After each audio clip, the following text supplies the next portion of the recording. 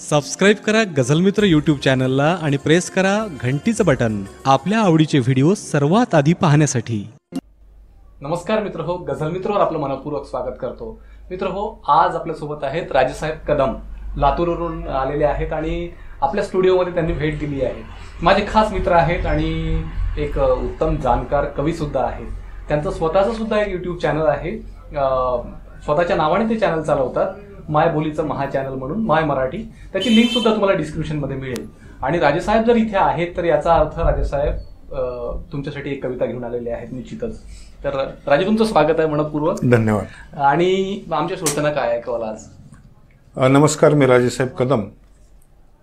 रुपेश, कवितेबद्दल असं म्हटलं जातं की कविता हे एकांतात लिहिलेलं समूहाचं गाणं असतं। म्हणजे लोकांचे प्रश्न आपण स्वतःचे प्रश्न समजून मांडत असतो, बरोबर, अगदी यालाच कविता म्हणतात। आणि कवितेला कुठला विषय लागत नाही। आता तुम्ही स्वतः एक कवीच आहात, त्याच्यामुळे तुम्हाला अधिक सांगण्याची गरज नाही।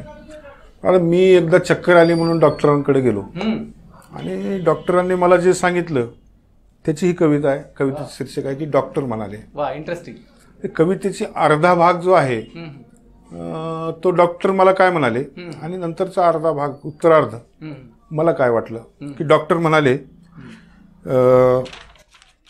हार्ट बीट परफेक्ट आहे, हार्ट बीट परफेक्ट आहे, शुगर देखील ॲव्हरेज आहे, हिमोग्लोबिन छान आहे, नॉर्मल आहे ECG ही, वजन जरूर वाढले पण कोलेस्ट्रॉल वाढलं नाही, कोणत्याही आजाराने अजून डोकं वर काढलं नाही।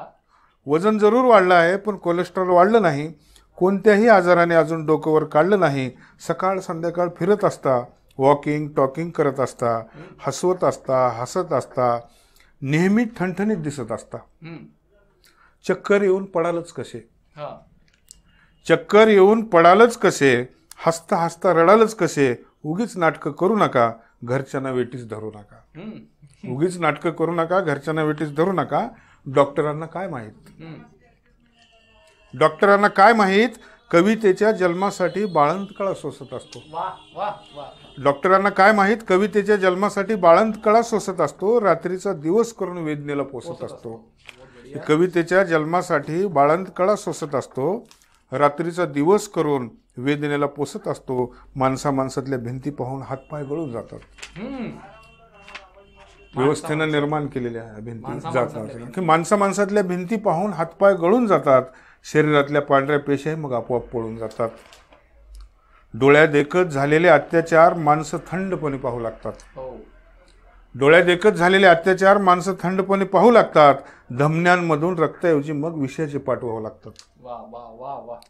इतक्या साऱ्या अन्यायांना एकटी कविताच तर देते टक्कर, इतक्या साऱ्या अन्यायांना एकटी कविताच तर देते टक्कर, जाणीव होते शंड बनल्याची नेमकी त्यावेळी येते चक्कर, जाणीव होते शंड बनल्याची नेमकी त्यावेळी येते चक्कर, तिने काळजावर दिलेले घाव हे अधूनमधून ओले होतात। आता तुम्ही तर त्यातले तरफेच आहात की तिने काळजावर दिलेले घाव हे अधूनमधून ओले होतात, शरीर होते निर्जीव आणि हातापायाला गोळे येतात, डॉक्टरांना काय माहीत, डॉक्टरांना काय माहीत, डॉक्टरांना काय माहीत। धन्यवाद। धन्यवाद राजे, तुम्ही आमच्या चॅनलवर आले आणि माझी बऱ्याच दिवसापासूनची इच्छा होती की तुम्ही इथे यावं, आमच्या सर्व लाईव्ह डायरेक्ट त्यांची बोलावं, आणि आज हा दिवस आला।